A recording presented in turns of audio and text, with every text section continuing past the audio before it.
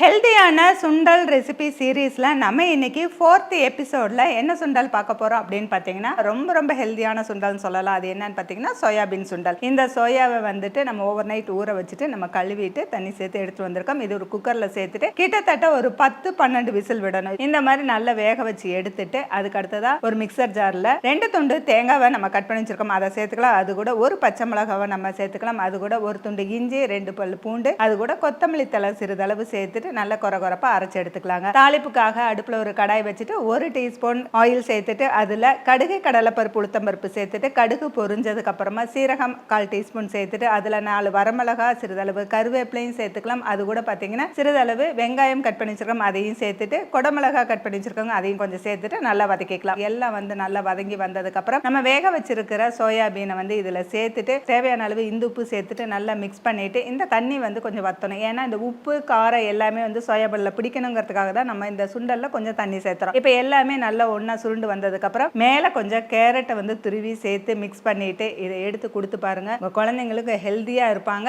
எப்பயுமே டெய்லி ஒரு சுண்டல் கொடுக்கும்போது அவங்க விரும்பி சாப்பிடுவாங்க. இந்த வீடியோ உங்களுக்கு பிடிச்சிருந்தா லைக் பண்ணுங்க, ஃபுட்டி தமிழை ஃபாலோ பண்ணுங்க.